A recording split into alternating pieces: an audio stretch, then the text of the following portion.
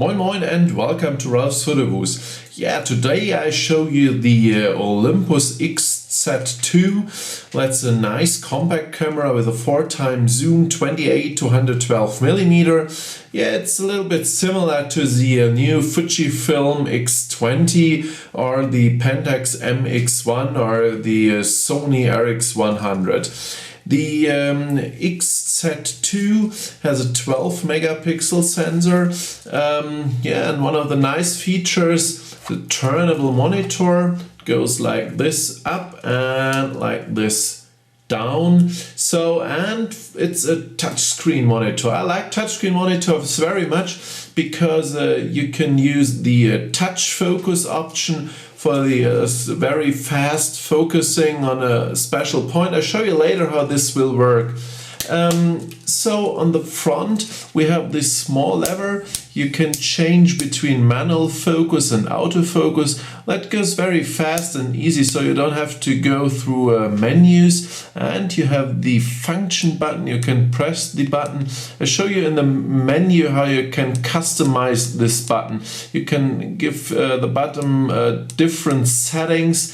So if you press it once, twice, or anytime more, there comes a different option in the camera menu which you can change. Yeah, one small thing, there's a screw on the side, so you can remove this plate in front of the camera and use another color or another color plate, or you can remove the plate completely if you don't like this one. So on top of the camera we have the program dial, we have the shutter, then we have the small lever for the zoom of the camera, we have the on-off switch, then we have the external flash shoe. But it's not only a flash shoe, you can use different accessories on this thing. You can use the flash, you can use electronical viewfinder, you can put on a microphone if you want to use an external microphone for your videos. So it's very nice that's not only a flash shoe. And then you have the built-in flash which pops out. You have the bottom here on the back side of the camera, and the flash pops out in this way. So on the back side of the camera we have the video function button. Here you start the videos with this button. Then you have the big dial for maneuvering in the menus, the replay button, function button, menu button, and the info button. And on the dial you have different settings for exposure correction and for the flash. So let's have a look at the menu. Just turn the camera on. We have the on-off switch here on top of the camera. Just press the on-off switch, and so let's go back to the P mode, to the program mode of the camera. First of all, I should change the menu in the English language. That goes very easy. Let's go here and then we go to English. So now we're in the English mode. Yeah, and you can see the setup menu at first. So you have the time, world time, language. You can customize the setting of the screen, record review, and power on by pressing the replay button. And we have the firmware version. So let's go up to the shooting menu. One, you have the card setup. You have the reset mode, picture mode. In the picture mode you have different settings like vivid, neutral, muted, portrait, monotone, and you have the different art filters, pop art, soft focus. I show you later all the different art filters. One thing you should know is you can customize these filters. So they have a preset, but you can customize it. You see there are different settings of these filter. So let's go back to where you can see it a little bit better. Let's go back to the I think a nice one where you can see it. It's grainy film. You go to the grainy film and you will see there are two different settings of the grainy film. So important, if you see the sign on the bottom of the screen which says there is a different setting you can change to, and you can put your individual settings for this picture mode. So as you can see here on Vivid, you have contrast, sharpness, saturation and graduation, which you can change by yourself and make the picture mode very individual. So then you have the picture size for the still picture. We have the raw mode for sure, and you have different settings, different sizes, and you have the combination for raw and JPEG. So these four settings are the JPEG settings. You can customize these JPEG settings by yourself. I'll show you later in the menu how this will work. And you have the movie section where you can change between full HD and normal HD. So, and then you have the image aspect. The original image aspect is 4:3. You see here on the raw mode, or the size of the raw mode doesn't change anytime, because if you shoot in the raw mode, the camera always take the whole picture, the whole frame. So only if you change the image aspect, the JPEGs will change the resolution. You see 16:9, 3:2, 1:1, and again 4:3. So let's go to the shooting menu. Second, they have the image stabilizer.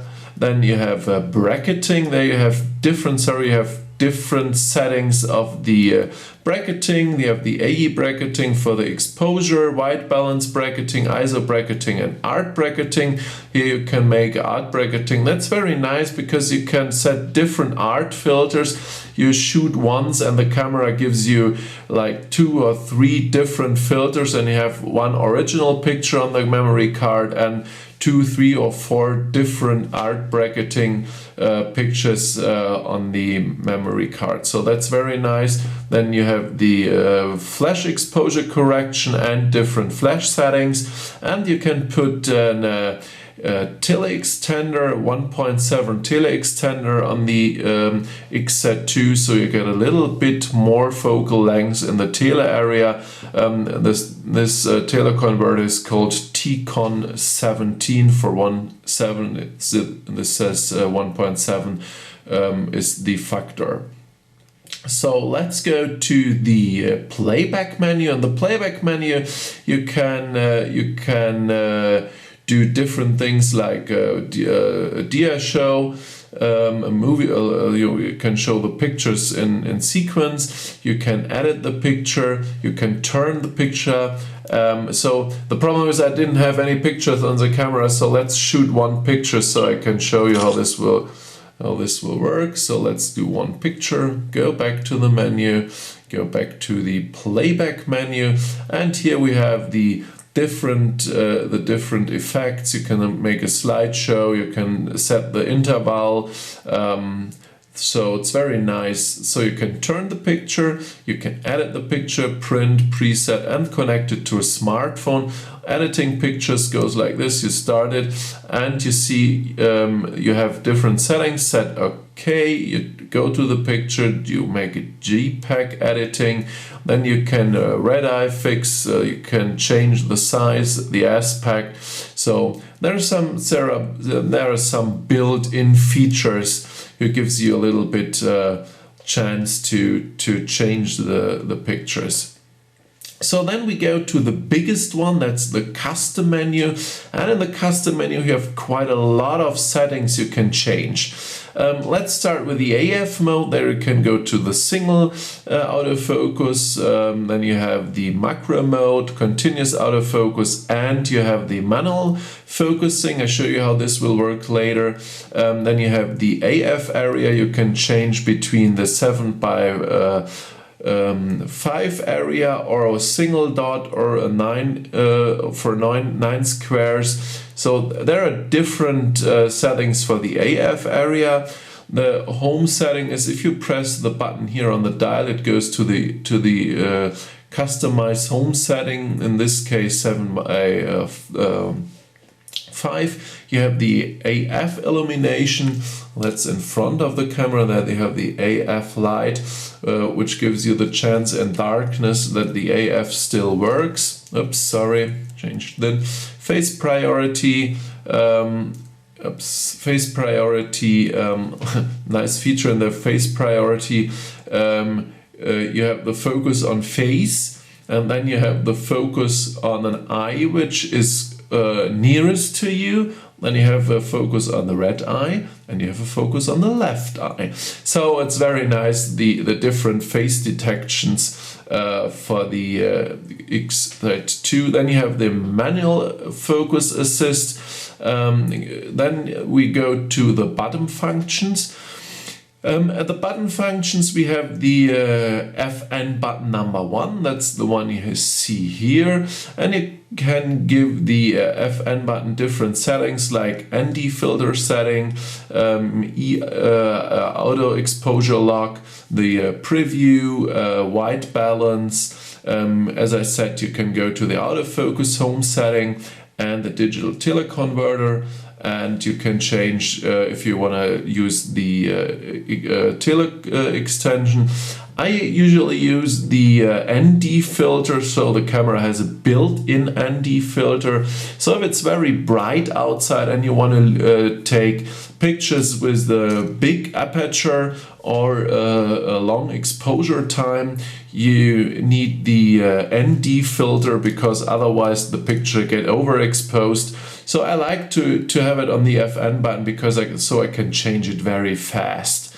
So then we have the FN button 2. That's, as I said, the button in front of the camera. That's this one. And one nice thing, the FN2 button has not only one function, but you can give him different function, like picture mode, like art filter, like the aspect, like ISO, and the face priority. Show you how it will work. If you press the button here, you see, if you press it once, we get the picture mode. If you press it twice, we get the resolution. And so every time you press the button, you have a different setting.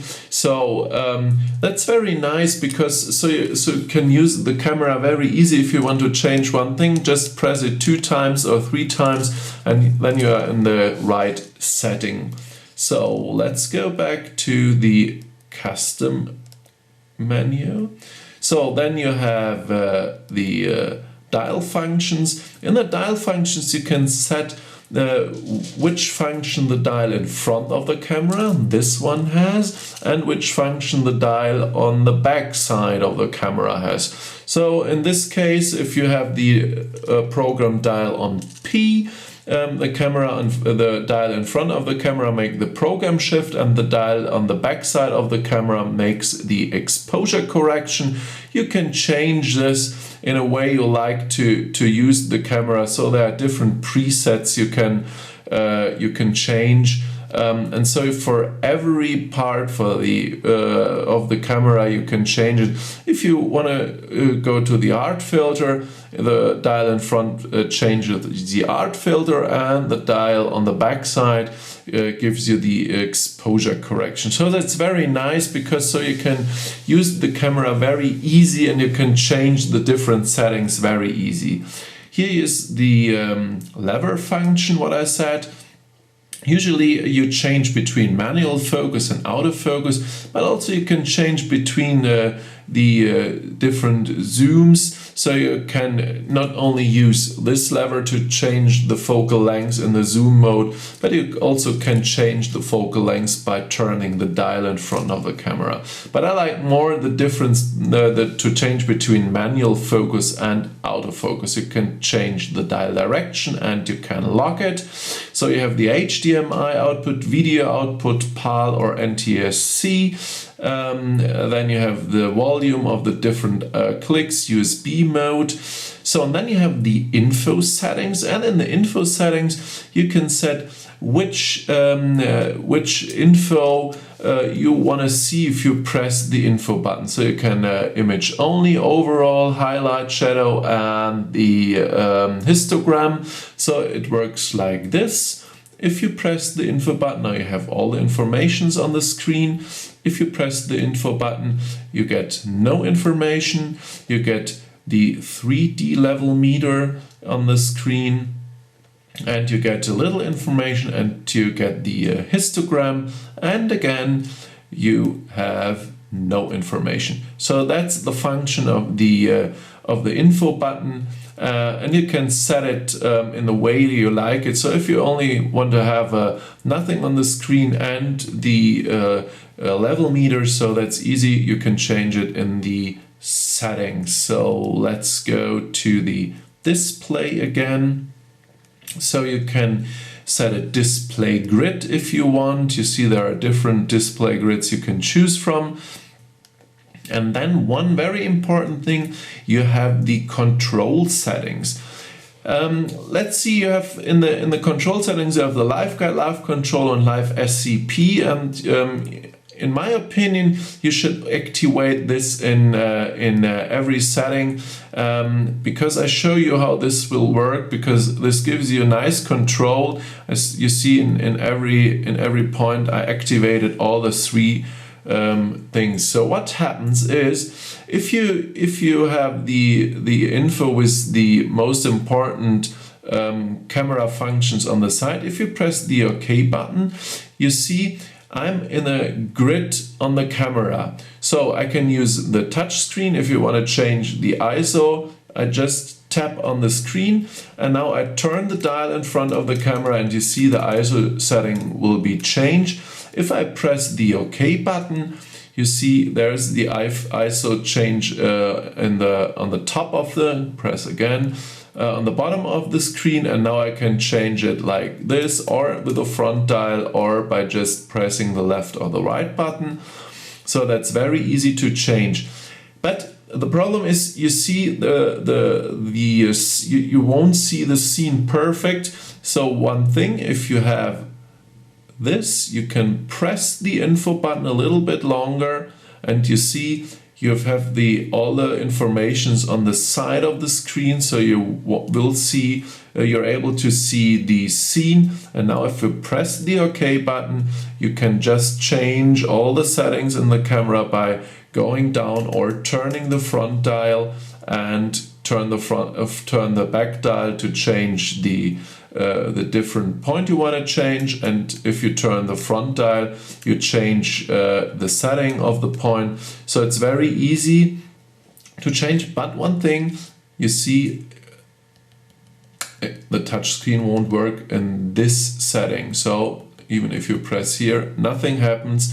So the touch screen won't work in this setting. If you want to go back to the other, just press the info button, and now you're back in the overview. And in the overview, you can use the touch screen again. If you want to change the ND filter, just press the button of the ND filter on, and again here, no, I've missed it, and again off and on. So you can change the setting. Even you can change the setting of the ISO just by pressing. You see I have either 1000, 1600, 2000. So just by pressing the ISO field, you see you change the setting. Now it goes to ISO, outer ISO, and again from 100. And so you can change everything, like the ND filter, or you can change the picture size here just by press it 1, 2, 3 times again, or by turning the dial in front, or by pressing the OK button. And then you have the overview where the camera says which options do you have. Just turn the front dial and you go to the option you want, press OK, and that's it. So that's very easy, but you should know this will only work if you set in the display menu, the control settings, and you will have all the 3 points on a mark on it, and then you have the options I showed you. So then you have the picture mode settings, which I showed you before. You can choose all the picture settings, or you can dismark the one you don't want to use. So it makes it a little bit easier if there are some settings you don't like at all. You can dismark them. You have the histogram setting, live view boost. You have sleep mode. You have the metering, where you can change the different metering settings. See, like this. Then you have the noise reduction, noise filter, ISO setting. The ISO setting also works with the information on the screen. That's much easier. Auto ISO setting, where you can say what's the high limit and what's the default setting of the ISO limit. Then you have the bulb timer, slow limit, and you have the settings for the flash. You have the white balance, color space. Here you can set the different settings for the presets of the picture resolution. So there you have different presets for the settings. It's very sophisticated, so you can go very deep in the picture settings, in the sizes. You have file name, editing file name, DPI setting, copyright setting. One very important point: if you want to take movies, you have the microphone turn on, and if you turn the microphone on, it gives you a little sign. It gives you a little sign in the display which says the microphone is on. But very important, I show you. I wonder about this when I made my first movie with the camera. If you put the microphone on off, so nothing on the screen says you that the microphone is off. There is no sign that the microphone is off. So you take a movie, you want to hear the movie, and you won't hear anything because there was no microphone on. So very important. Turn the microphone in the movie on. So you have the wind noise reduction, and then you have the pixel mapping, exposure shift, touchscreen settings. If you have an iFi card, you can use it, and for sure in Germany we have meter, and in America we use feet. So yeah. These are the individual settings. They are very sophisticated, like on all Olympus cameras with the changeable lens, like the OMD or the EPL 1, 2, 3 and 5, I think, yes, and the small pans, the PM. So it's a very sophisticated menu. You have to deal with it. You have to learn the menu. Then it's very easy to work with it. So let's have a look on the manual focus, how this will work. Just turn the dial in the manual focusing. You will hear, if you turn the dial, the front dial now, you will hear a little bit click. If you turn the camera on the manual focus, the dial runs smooth and gentle without the clicks. So, and if you go to the manual focus, you see, just turn and the camera will magnify the scene, so you can focus very clear. And if you want to change the focus point, just move it to a place where you want to see the focusing, and you see here we are, and we have my new logo. So that's very easy to use. The manual focus thing, I like it very much because it's very easy to change between manual focusing and autofocus. If you use the autofocus, the easiest way is, okay, just by pressing and you see where the focus goes. But most important and very easy to use is the touch focusing. You will see here is a small sign which gives you a hint that the touch focus is on. If you press this button again, you will see there's the sign says now the touch focus is off, so you can touch on the screen, nothing will happen. If you press it again, there you have the autofocus, but not the shutter release. So if you put your finger on the point where you want to get the focus on, you see the camera will focus on this point, but the shutter release won't work. So in the next stage, press this button again. You see now we have the shutter release on, and if you press it now, you will see the camera will focus on the point you touched the finger. Oops. And in the review, give you a little bit more time to see this. And in the review, you see there's the small square which says there was the autofocus point, so you can see where the autofocus point sits, and it's very easy to handle the picture to see where the focus is and check the focus. So I like the touch focusing very much because I have a little dog, and if the little dog is running around, I move the screen like this, and I can hold the camera very low on the ground and look from up in the LCD monitor, and then just by pressing on the screen I get a nice picture of my dog which is running around on the green of the floor or something like that, and it's very nice and it's very easy. So I like the touch screen and the touch focus very much, because if you turn the dial to the aperture priority, you can set the aperture priority on a value like 8, so you have large depths of field. So usually you get a real sharp picture when you use the touch focusing. But you can either, if you don't want to touch focusing, you can set the focus point on a place where you want to, so that's very easy. You can move it like this, or you can move it like this, or you can activate all the fields so the camera tries to find the best place for focusing.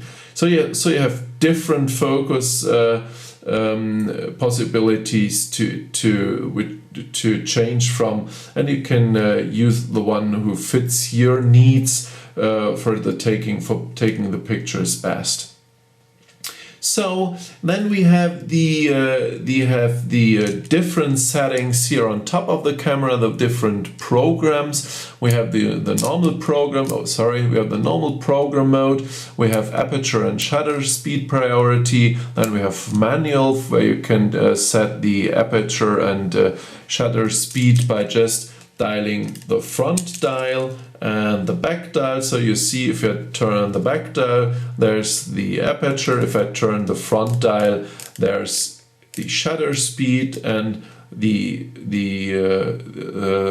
you have a hint for the correct exposure time and shutter speed. Then you have the custom 1 and custom 2. There you have 2 custom settings which you can choose from. Then you have the scene mode, and in the scene mode you have the different settings like portrait, landscape, sport, and stuff like this. So if you want to change this, just press the OK button, and you're just in the mode where you can change the different settings.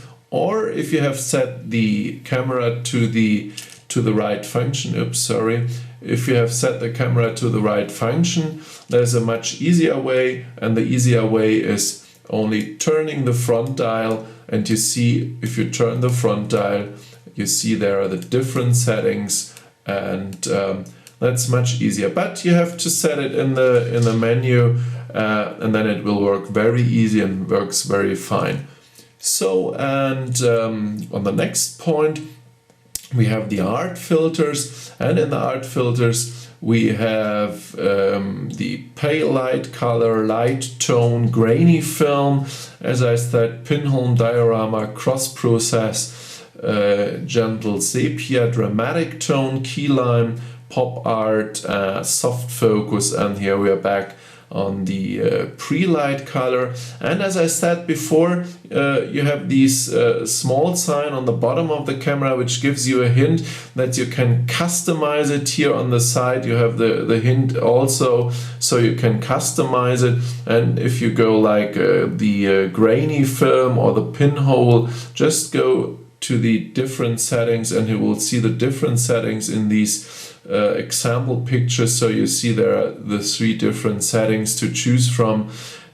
So that's very nice. If you're in the art filters, again, press the OK button and you're in you can choose from. Or if you have customized the front dial, just turn the front dial and you see you have the different settings. And very nice, you see the different settings. So sorry, just the touch focus. You see the different settings directly on the screen. So you see this is pop art, keyline, dramatic tone, gentle sepia, cross process, diorama, pinhole, grainy film, light tone, and so on and so on. So that's very nice because you will see the picture directly and you will see the result directly on the screen.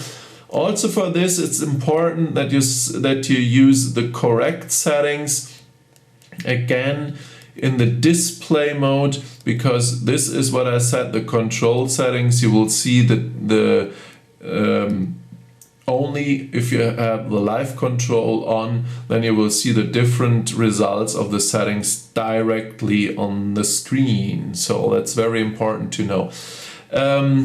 Yeah, so and on the next point we have the e-auto, and in the e-auto mode the camera does all the settings by herself, so you don't have to care about anything for the ISO mode and so on and so on. But there are still some features you can change. Just move the slide out here and slide out the different settings, so you can change the color saturation, you can change the color image, and you see there's a slider, and the slider goes down or goes up, and you can change it. And you have the live view again on the screen. So if you want to change the different settings, you see you have the different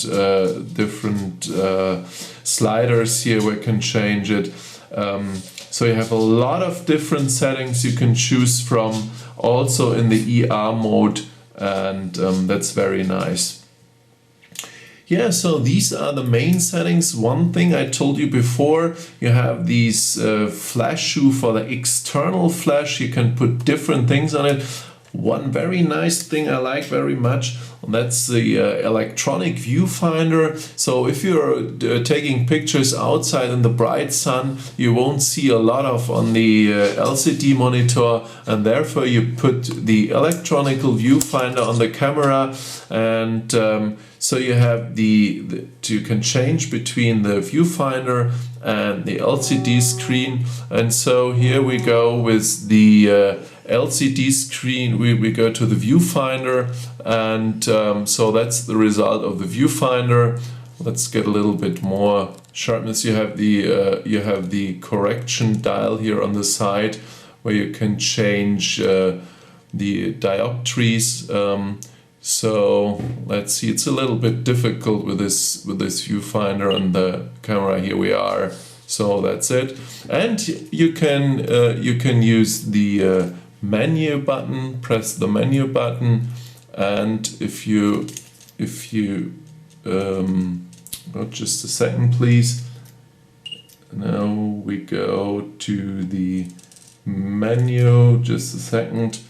So I'm so sorry, I have to go to the menu and then push the button, and here we are. You have the menu. Just go a little bit closer, and we have the menu. So you can change the menus without taking the camera from the eye, and you can change all the settings in the camera very easy through the electronic viewfinder. It's very easy to put off. Just take it. Here's a little little button on the side for lock and unlock. So that's very easy. I like it very much because it's a nice feature. The camera is not getting real bigger, and an electronic viewfinder is very accurate, so you see the scene very accurate. Yeah, so that's the Olympus XZ-2. Picture quality is real nice compared to the X20 from Fuji. It's almost on the same level. The Fuji may be a little bit better, but there's not a big world between. I mean, the Olympus has also a real good picture quality, and one good thing, you have an underwater case. So if you want to go underwater diving, you have the complete underwater equipment for the XZ-2 with lamps, with everything you need. So that's a perfect underwater camera if you like diving.